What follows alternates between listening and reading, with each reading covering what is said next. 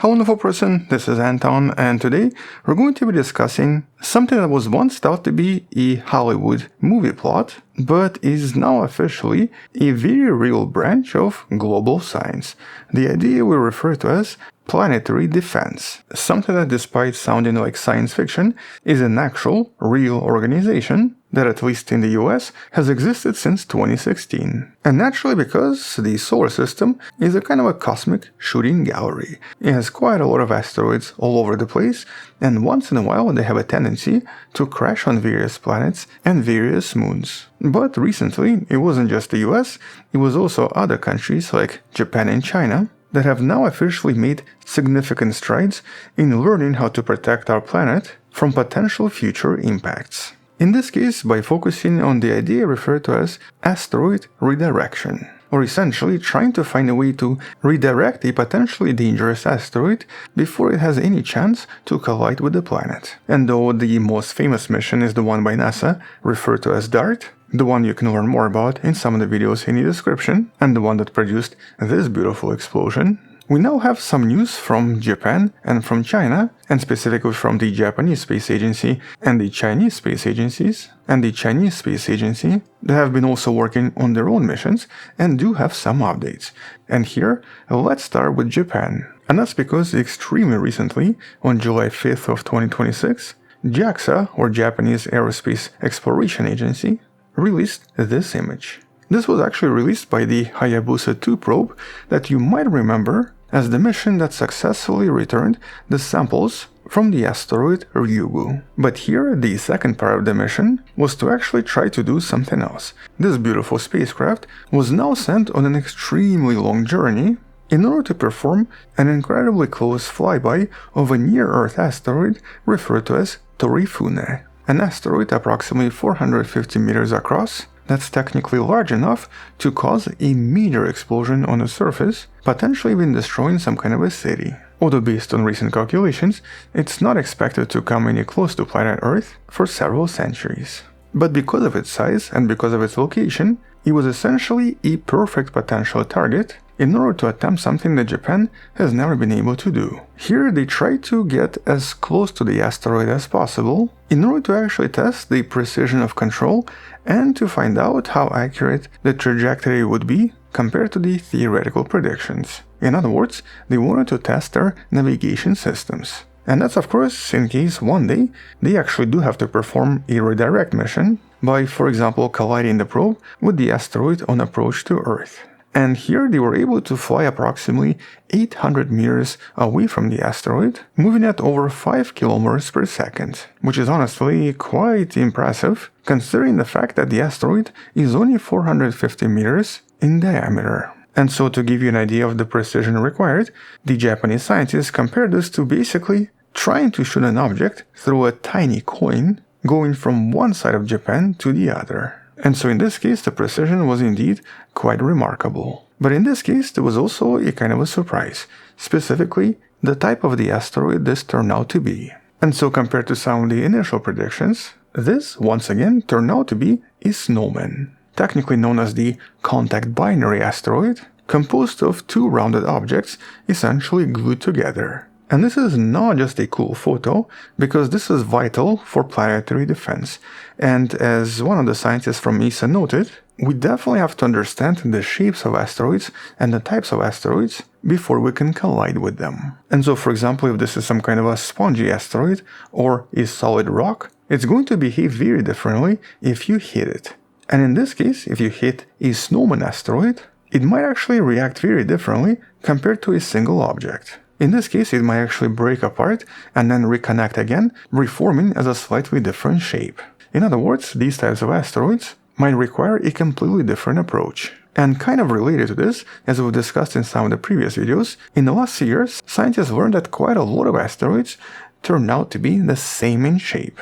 Or essentially, many different asteroids scientists discovered so far appear to be these snowmen or contact binaries. And that's because the solar system contains a lot of different processes that tend to create two distinct co-orbiting bodies that gradually spiral closer and closer together, eventually fusing at extremely low velocities, and basically forming these snowmen. although in some cases they're actually produced through a slightly different process, where a fast-spinning asteroid, which usually spins extremely fast because of the solar pressure coming from the solar wind, first falls apart and then actually forms a binary system that slowly merges in the process. In other words, both near-Earth asteroids and the Kuiper Belt objects tend to form similar shapes and eventually end up as these contact binaries, with many of them discovered in the last few years, and actually way more than anticipated.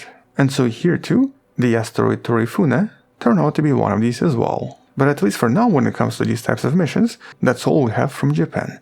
Okay, what about China? Well, while the Japanese scientists are focusing on our ability to navigate near these objects, China is now preparing a full-scale kinetic impact test, very similar to the DART mission. And technically they were actually supposed to launch it last year, in 2025, but it was postponed for 2 years. And originally it was planned to target an asteroid referred to as 2019 VL5. But recent reports suggest that the new focus is a 30-meter wide asteroid known as 2015 XF261, another near-Earth asteroid that has an extremely similar orbit to planet Earth. And so this mission is now scheduled to launch in 2027, and is actually quite ambitious because it aims to do 2 things. Here they're sending both the impactor and the observer spacecraft in order to watch the whole thing happen in real time. And the goal is to try to hit the asteroid at approximately 10 km per second in order to change its velocity by just a few centimeters per second,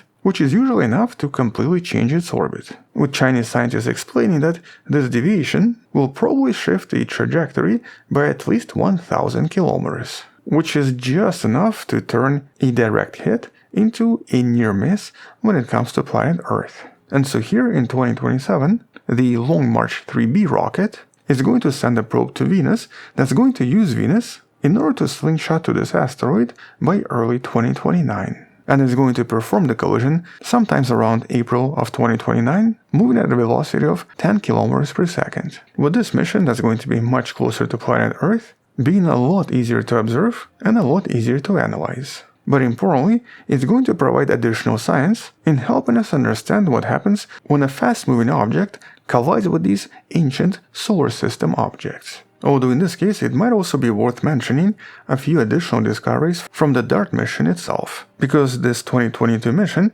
is actually still continuously teaching us what seems to happen when you collide an object with a rubble pile asteroid. And that's because this mission taught us that when it comes to these collisions, there's actually something referred to as the beta factor, and specifically momentum enhancement. Because after this mission, scientists discovered that the impact didn't just move the asteroid because of the weight of the spacecraft, it also generated an enormous amount of cloud debris that was pushed back by the explosion and technically acted like a kind of a rocket engine, amplifying the motion by at least 3.6 times, with this asteroid losing over 1 million kg of mass, which shortened its period by 30 times more than NASA expected. In other words, when it comes to these collisions, there are still a lot of factors we don't really understand, and all of this seems to really depend on the type of the object we're colliding with. Which means that this future Chinese mission will most likely show us additional effects, and will probably teach us just a little bit more about the idea of planetary defense. Especially because the asteroid they're colliding with seems to be not a rubble pile, but an actual rock, or just one piece, that seems to possess a lot more hardness. And so I guess the last question is, so where does all of this leave us when it comes to planetary defense as of 2026? Well, currently, we've discovered over 34,000 near-Earth objects that might collide with the planet in the next few thousands of years. And though we don't expect any specific collisions for at least a few centuries, as of today we've only discovered approximately 90% of all large asteroids, and there are still some that are hidden and have not been found yet. But more importantly, when it comes to much smaller rocks, specifically 140 meters across or even smaller, as of today scientists believe we only found maybe 40% maximum, suggesting that a majority of them is still hiding, and it's quite important to try to find all of them as soon as possible, because these types of asteroids, even though they're not really life-ending events, are still large enough to destroy a city and to create something that resembles a massive nuclear explosion. But the good news here is that the international cooperation has been increasing, and the International Asteroid Warning Network, also known as ION, has now been sharing data between various nations for the past few years. On top of this, we actually have a few telescopes that are now going to be discovering even more asteroids, with the Chinese Wide Field Survey Telescope and the NASA's Vera Rubin Observatory most likely discovering millions more in the next few years, which will hopefully help us uncover a few more of these stealth asteroids in the orbit near our planet. But we also have a few major milestones coming up in the next few years. First, there is the Hera mission. This is actually happening this year, in 2026, and it's basically the ESA's attempt to arrive at Dimorphos, the asteroid that was struck by the DART mission, in order to investigate this crime scene. And so here the idea is to measure the crater and the actual physical effects from the collision in order to find out exactly what happened back in 2022. But we also have the 2029 passage of Apophis, the asteroid that did create a bit of a scare a few years back. And so as this large asteroid passes very close to the planet, agencies like JAXA, ESA, NASA, and the Chinese Space Agency are already planning missions to study this as it passes. And it's actually going to pass just a few thousand kilometers away from the planet. And so the next few years are definitely going to be exciting and will most likely teach us quite a lot. But the bottom line at this point is this. Even today, we're not 100% ready yet. Even though we're no longer defenseless, and even though for the first time in history, life on Earth actually has a physical way of preventing a potential extinction, at least the one caused by a cosmic impact, when it comes to understanding how to do this effectively, we're still lacking a few details. Which means that we'll definitely come back and discuss this idea in some of the future videos, once there are some additional discoveries or additional redirect attempts. On that note, thank you for watching, subscribe, come back tomorrow to learn something else, support this channel on Patreon where you can find additional videos without any ads and can DM me directly, or by joining a channel membership that grants you early access. You can also support this channel by buying the Wonderful Person t-shirt in the description below. Stay wonderful, I'll see you tomorrow, and as always, bye bye.